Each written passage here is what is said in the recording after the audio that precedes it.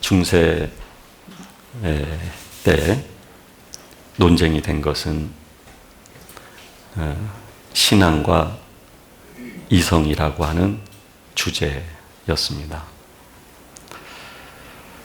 한쪽에서는 이해하기 위해서 믿는다 라고 말을 하고 있고, 또 한쪽에서는 믿기 위해서 이해한다 이렇게 말하기도 했습니다. 또 신앙을 이해하기 위해서 이성이 작용을 해야 되고, 따라서 작용되는 이성으로만 신앙을 검증할 수 있고 믿을 수 있다라고 말하는 사람들이 있는가 하면, 신앙은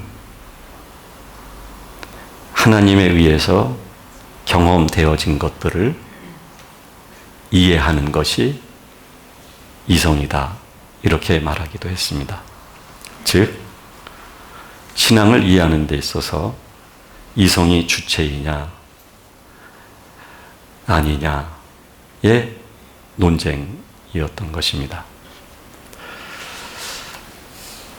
우리는 믿음을 이해하게 될 때 이성으로 이해하는 것은 아닙니다. 그러나 신앙을 경험하게 되었을 때 이성은 그 신앙을 정립시켜주고, 그리고 더 분명하게 알도록 도와주기도 하는 것입니다.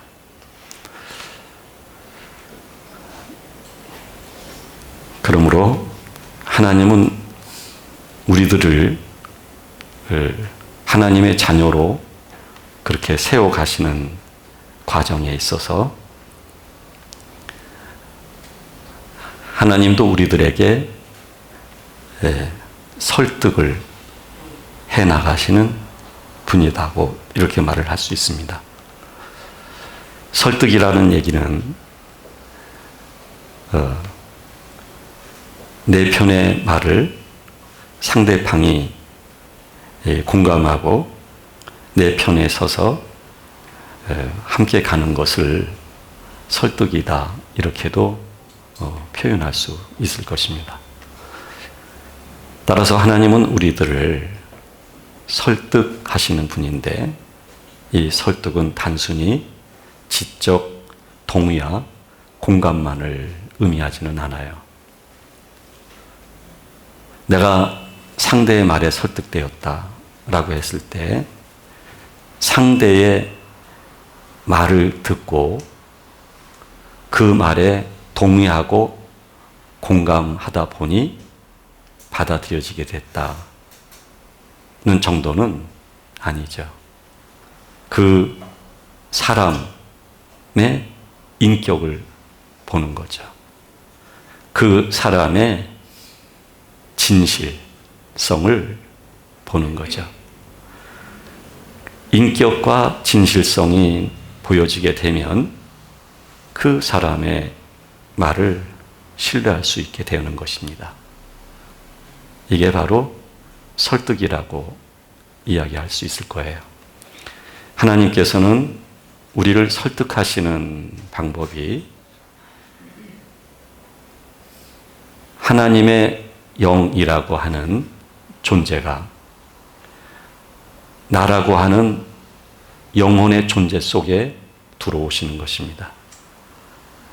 즉, 하나님의 설득 방법은 하나님의 존재 속에 우리를 넣거나 우리 존재 안에 하나님의 존재가 들어오시는 것입니다.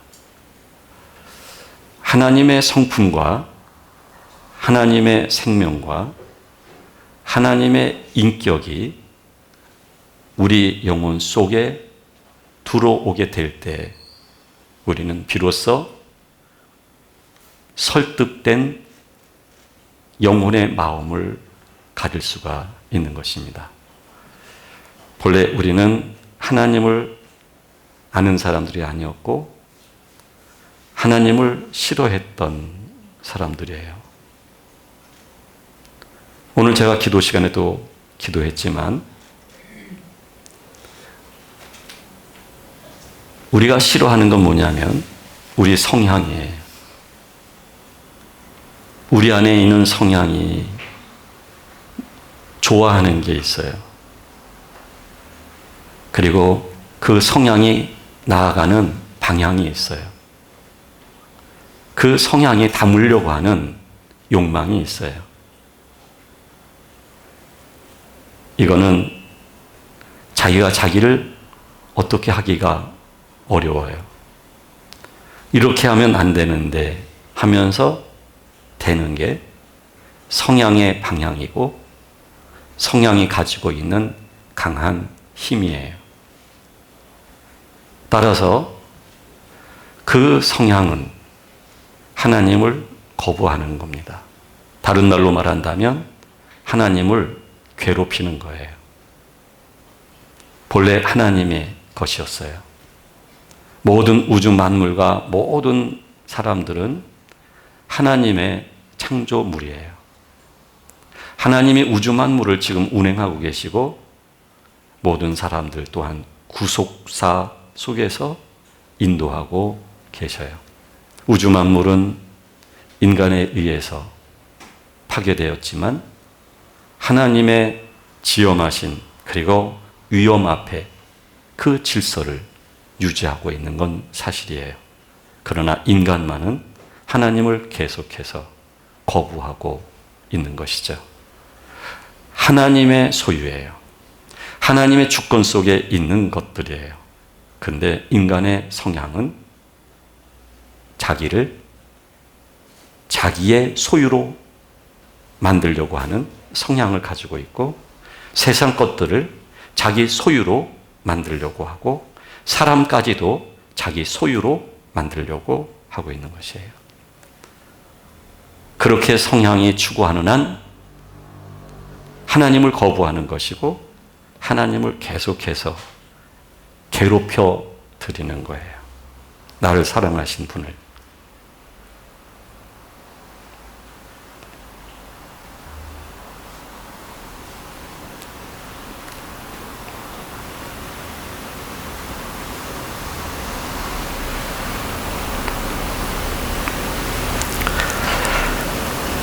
나를 긍휼히 여겨주시는 분을 우리가 하나님을 괴롭히는 거예요. 그런 성향을 우리가 가지고 있어요. 그래서 하나님께서는 하나님의 존재가 우리 안에 들어오셔서 하나님이 갖고 계신 거룩한 성품들을 공유 정도가 아니라 하나의 인격이 될 수 있도록 역사를 하시는 거예요. 그런 연합된 존재가 될 때만 비로소 하나님께 설득된 영혼의 마음을 가질 수가 있는 것입니다. 이거는 사람이 얻는 마음이 아니에요. 이것은 하나님의 전적 은혜예요. 하나님의 깊은 사랑이에요. 그 하나님이 우리를 찾아오심으로 인해서 우리 영혼이 하나님께 향할 수밖에 없는 그런 사람들이 된 거예요. 오늘 사도 바울이 많은 고난을 겪게 됐을 때 많은 사람들은 오해를 하지요. 왜 고난을 겪을까? 하나님을 믿는데 왜 하나님은 고난을 주시는 걸까? 따라서 이들의 마음이 그리고 이들의 신앙이 흔들리는 거예요. 하나님에 대해서도 혼란스럽고 오해가 생기는 거예요. 그래서 사도 바울이 내가 받는 고난에 어떤 의미가 있으며 그 결과가 무엇인지를 빌립보 성도들에게 나누고 싶어서 편지를 쓰게 된 것이죠. 오히려 이 고난을 통해서 믿음의 진보가 있게 되었다라고 말을 하는 거예요. 사도 바울은 빌립보 교회 성도들을 설득하기 이전에 자신이 그리스도께 설득된 마음을 갖고 있게 되었던 것이고, 따라서 어떤 고통과 고난과 시련과 핍박과 배고픔과 매맞음과 죽음의 위기가 있다 할지라도 사도 바울은 그것 때문에 흔들리거나 그것 때문에 절망하지 않고 오히려 그 속에서 자기를 세워가시는 하나님, 그리고 이 복음이 더 넓게 확장될 수 있도록 역사하시는 하나님의 섭리를 사도 바울은 보게 된 거예요. 그래서 사도 바울은 하나님과 하나가 된 마음을 통하여 설득된 마음을 가지고 있는 것이죠. 그 설득된 마음은 어떤 모습을 보이냐면, 교회 안에 두 부류가 있는 거죠. 두 부류 다 하나님을 믿고는 있어요. 그러나 어떤 것에 대하여서 때로는 해석을 달리해요. 사도 바울을 바라보는 눈은 같지만 사도 바울을 이해하는 것은 두 부류가 다른 거예요. 한쪽은 더 담대히 사도 바울이 그러했듯이 고난이 있다 할지라도 복음을 전하는 일에 힘썼어요. 그러나 한쪽은 사도 바울을 위선으로 본 거죠. 사도 바울을 이익이나 챙기는 속셈이 있는 사람으로 본 거죠.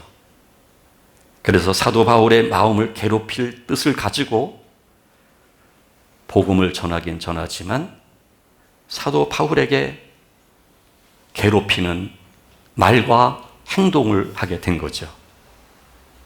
그러나 사도 바울은 하나님의 영에 의해서 설득된 마음을 갖고 있는 사람이기에 자기 안에 자기가 사는 게 아니라 그리스도가 살고 계시기 때문에, 뿐만 아니라 사도 바울은 죽음과 삶을 연연하지 않는 사람이 되었고, 따라서 사도 바울은 어떤 말을 하느냐면, 어떤 사람들은 참 착한 뜻으로 그리스도를 전파하고 있고, 어떤 사람들은 투기와 분쟁과 미움으로 그리스도를 전파하고 있지만, 그러나 이렇든 저렇든 그들이 말하는 그리스도에 대한 복음 전파는 그리스도를 위한 것이기에 나는 도리어 어떤 방법으로 하든 방도로 하든 기뻐하고 또한 기뻐하리라, 이런 고백을 하는 것입니다. 설득된 마음만이 두 부류를 품을 수 있는 것입니다. 자신을 미워하고 자신을 괴롭히는 사람도 하나님의 영에 의하여 설득된 마음을 갖고 있기에 그들의 미움을 받아들일 수 있게 되어진 것입니다. 받아들인 정도가 아니라 기뻐하고 기뻐한다. 나는 비난을 받지만, 나는 괴롭힘을 당하고 있지만, 그러나 증거되는 일은 그리스도이시기에 나는 기뻐하고 기뻐한다. 설득된 마음은 이렇게 한 가지 사건을 볼 때 땅에 해석이 아니라 상상할 수 없는 하나님의 마음으로 받아들일 수 있게 되는 것입니다. 왜냐하면 그 마음 속에 하나님이 계시기 때문입니다. 그 고난을 겪으면서 사도 바울이 하는 얘기는 도리어 이 일을 통해서 나를 구원에 이르게 하는 줄 안다라고 표현하는 것입니다. 고난과 미움과 박해, 그것도 이단과 또는 타 종교와 유대교의 사람들에 의한 박해보다 교회 안에 있는 함께 그리스도를 믿고 있는 사람들임에도 불구하고 자기를 비판하고 판단하고 그리고 박해를 하는데도 그는 말하기를 나의 구원에 이르게 할 줄 안다 라고 말을 하는 것입니다. 내가 고난을 겪고 있지만 그 고난을 겪는 것을 이상하게 여기지 말아라 하는 것입니다. 우리가 고난을 겪을 수 있지만 그것을 이상하게 여기지 말라는 얘기입니다. 우리가 때때로 사실이 아닌 것을 오해받을 수 있지만 그럼에도 불구하고 너무 그것을 싫어하지 말라는 것입니다. 왜냐하면 나를 구원에 이르게 하는 줄 알기 때문이다. 것입니다. 그리스도의 영과 함께하는 사람은 그리스도를 통한 설득된 마음을 가지고 있기 때문에 그런 것입니다. 설득이란 단순한 어떤 논리, 과학성, 합리성에 대한 지적 동의 정도가 아닙니다. 진정한 설득이라고 하는 것은 그의 인격 속에 내가 들어가는 것입니다. 그의 인격을 믿기 때문인 것입니다. 내가 그리스도를 믿기 때문에 그리스도를 위하여 나의 모든 행복의 조건들, 잘난 척할 수 있는 인간의 요소들을 배설물처럼 버리고 내 안에서 그리스도가 존귀케 되기 위하여 내가 산다고 사도 바울은 그렇게 말을 하는 것입니다. 그리스도를 통한 설득된 마음이 이렇게 사람을 달라지게 만드는 것입니다.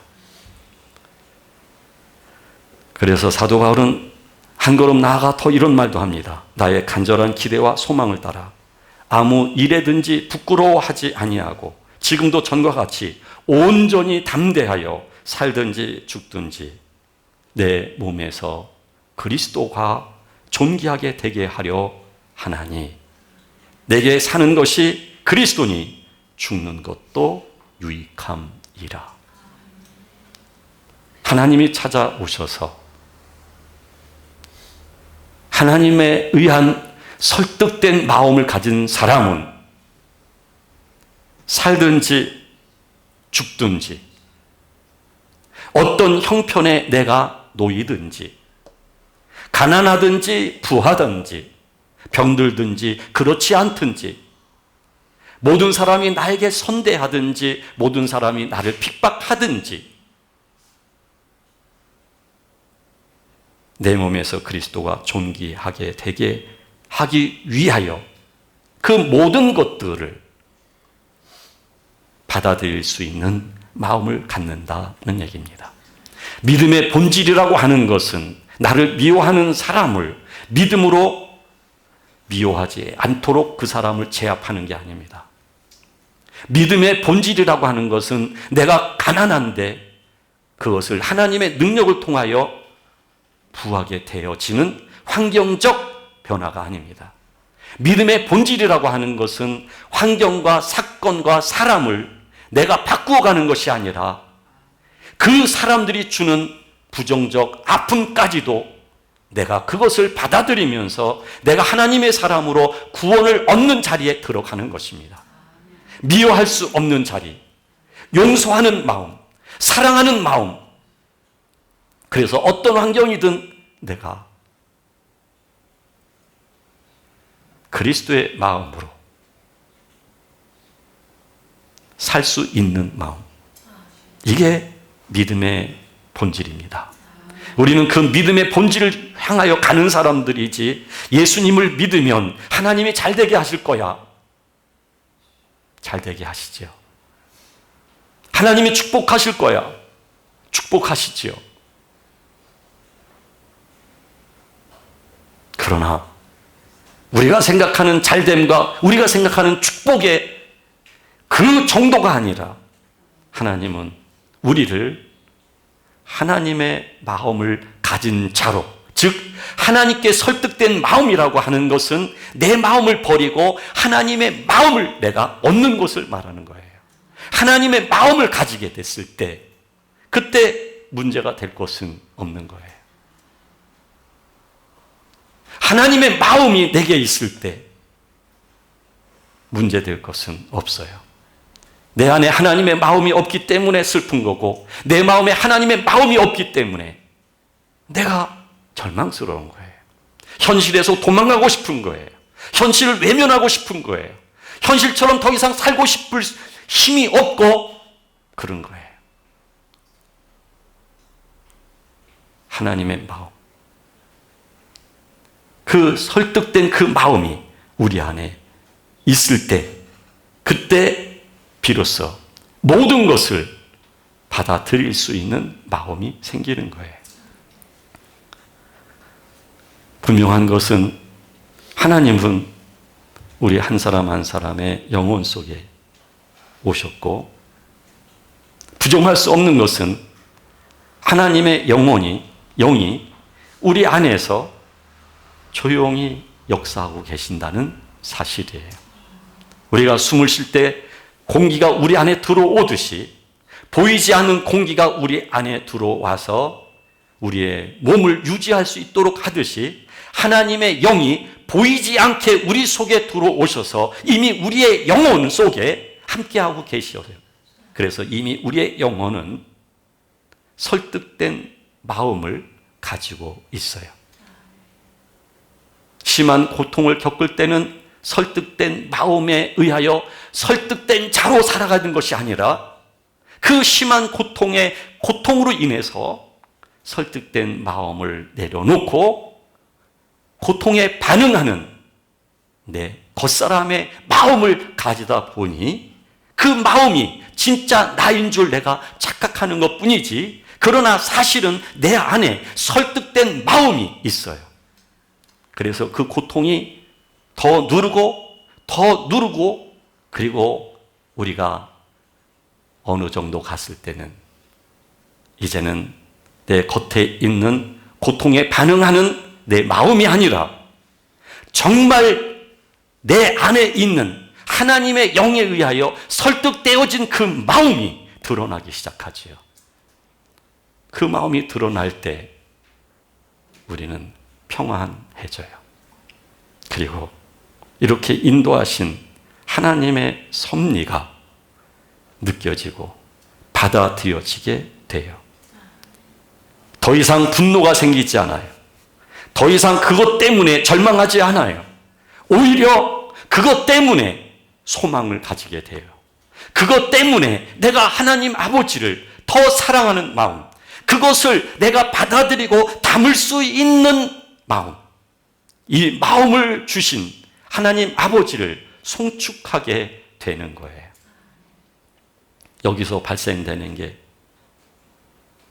설득되어진 마음과 그 설득을 거부하는 마음이 있는 거예요. 그 두 가지 마음이 우리를 괴롭히는 거예요. 설득당하지 않으려고 하는 마음은 감정뿐 아니라 이성까지도 작용하는 거예요. 그 이성과 그리고 감정이 현재의 상황과 사건과 환경을 나는 내가 원하는 대로 되지 않았다고 거부하는 거예요.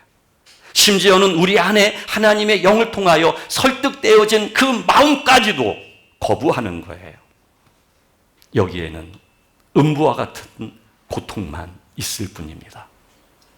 이 생각, 이 이성, 이 감정, 이것을 통틀어서 마음이라고 할 때 이 마음은 지옥이 되는 거예요. 끝없이 나를 무너뜨릴 겁니다. 끝없이 나를 괴롭힐 것입니다. 결국 나를 괴롭히는 것은 그 사건이 아닙니다. 그 사건을 대하여 내가 어떻게 반응하느냐. 그 반응하고 있는 아직 다듬어지지 않고 아직 나로서 인정하고 있는 겉사람의 성향, 그 마음이 내 안에 있기 때문에 내가 괴로운 거예요. 나를 괴롭히는 어떤 특정인이 아니에요. 그 사람 때문에가 아니에요. 그 환경 때문에가 아니에요. 문제는 그 마음이 내게 있기 때문에 슬픈 거예요. 그래서 이제는 하나님이 나를 설득해서 설득된 마음을 우리 영혼이 가졌다고 한다면 이게 나의 진심이고 나의 내면이고 나의 진정한 본질이라고 한다면 이제는 겉사람, 후패되어져야 되고 십자가에 의하여 처형되어져야 될 겉사람, 그 겉사람이 가지고 있는 이성, 겉사람이 가지고 있는 그 생각과 그 감정을 이제는 역으로 하나님의 영에 의하여 설득된 영혼의 마음으로 설득할 수 있어야 되는 겁니다. 내가 나를 향하여 이제는 선포할 수 있어야 되고 내 영혼에 조성되어진 설득된 마음을 통해서 나의 영혼을 향하여 내가 이제는 설득할 수 있어야 돼요. 여기서 설득된 영혼의 나의 마음을 내가 활용하지 못하게 되면 그 존재 자체를 내가 부정하게 되면 나는 그 설득을 부정하고 거부하는 나의 이성과 나의 감정의 노예가 될 것입니다. 그 이성과 감정은 마침내 나를 더 사망의 자리로, 죽음의 자리로 인도할 것입니다. 불행한 사람이 될 것입니다. 교회에 들어와 있는 것이 안전한 게 아닙니다. 교회 직분자가 된 것이 안전한 게 아닙니다. 교회에서 내가 어떤 역할을 했느냐가 안전한 것이 아닙니다. 주일이면 교회에 나오시는 그 자체가 마치 보험에 든 보장성 있는 보험이라고 생각지 마십시오. 이거는 매우 기본이고 매우 기초이고 더 중요한 것은 설득된 마음을 거부하는 나의 마음, 나의 생각. 이 생각이 얼마나 편집을 하는지 몰라요. 얼마나 겉사람 중심의 그 욕망으로 편집하고 그리고 정신을 산란하게 만들고 나를 괴롭히는지 몰라요. 내가 나를 괴롭히는 주범인데 자꾸 환경이 나를 망가뜨린다고 보는 거예요. 내가 기분 나빠서 술 한 잔 마셔야 되겠고 내가 기분 나빠서 담배 한 대 피워야 되겠고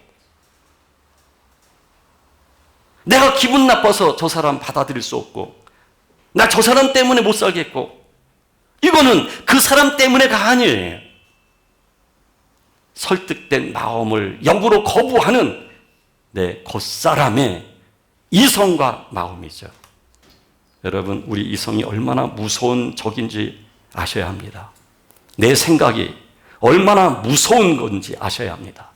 그 생각이 지금까지 여러분들을 질질질질 끌어왔습니다. 여러분들의 속마음에는 하나님의 법을 쫓고 싶어하고 하나님을 온전히 믿고 싶어하는 마음이 있는데도 불구하고 원하는 대로 나를 이끌지 않는 것은 곧 여러분들의 생각이었던 것입니다. 죄의 법 아래로 사로잡아 가는 그 사단의 영역과 사단의 힘에 우리가 동조하면서 그 세력 속에 우리가 들어가면서 우리는 그렇게 질질질질 끌려오게 된 것입니다.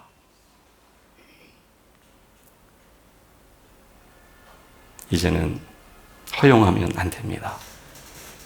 설득된 마음을 가지고 살아야 합니다. 우리 영혼의 마음. 하나님 아버지가 생명을 주신 마음. 그 마음으로 살아야 합니다. 역으로 이제는 우리 내면 속에서 얻어진 하나님을 향한 고백이 있잖아요. 설득된 마음으로부터 비롯되어지는 그 고백들, 그 그 고백이 나의 입을 통하여 항상 흐르게 하셔야 합니다. 그 고백 속에 하나님의 영이 생동감 있게 흐를 수 있어야 합니다. 그 고백과 그 생명과 그 성령의 흐름이 내 생각과 내 감정에게 또 설득할 수 있도록 해야 합니다. 그래서 생각과 마음과 우리 영혼 자체가 하나님의 설득된 마음, 거룩한 마음을 갖고 주의 생명과 주의 영이 흐르는 그런 삶을 살아가게 될 때에 사도 바울이 말하고 있는 것처럼 이렇게든 저렇게든 전파되는 이는 그리스도이기에 나는 기뻐하고 기뻐하노라 라는 고백을 할 수 있는 사람이 되는 것입니다. 진정한 부자가 누굴까요? 몇 조의 재산가일까요? 진정한 부자는 이 마음을 가진 사람입니다. 기뻐하는 마음, 돈이 허물 수 없는 마음, 미움이 허물 수 없는 마음, 어떤 핍박도 허물 수 없는 마음, 어떤 환경과 상황까지도 허물 수 없는 마음, 이 마음입니다. 이 마음을 우리는 이미 하나님에 의해서 얻었는데 이거 묻어두고 팔딱팔딱거리는 내 생각과 거기에 대해서 즉시 반응하는 내 감정으로 울고 불고 속상하고 죽겠다 살겠다 하면서 살아가는 이 삶이 더 이상 되어서는 안 됩니다. 여러분들 안으로, 정말 안으로 들어가야 합니다. 여러분들 안에 하나님이 계신 성소가 있기 때문입니다. 그 성소 안에 하나님이 계시기 때문입니다. 그 안으로 들어가고 또 들어가야 합니다. 하나님의 영의 흐름에 의해서 설득된 마음을 내 육체까지 가질 수 있어야 합니다. 내 몸까지 가질 수 있어야 합니다. 그걸 갖지 못하게 되면 우리는 계속해서 부담이 생길 겁니다. 우리는 계속해서 괴로움이 쌓이게 될 것입니다. 우리는 계속해서 지옥과 같은 그런 고통을 마음으로 겪게 될 것입니다.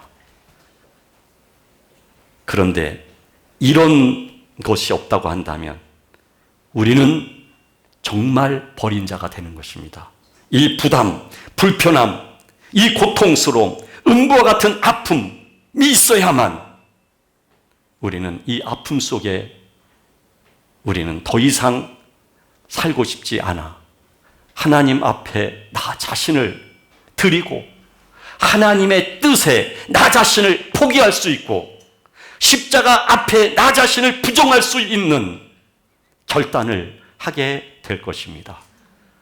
이것은 하나님이 우리를 이끌어 가시는 방법입니다. 마침내 하나님은 모든 것을 이루실 것입니다. 하나님은 모든 것을 하나님의 진리대로 완벽하게 이루실 것입니다.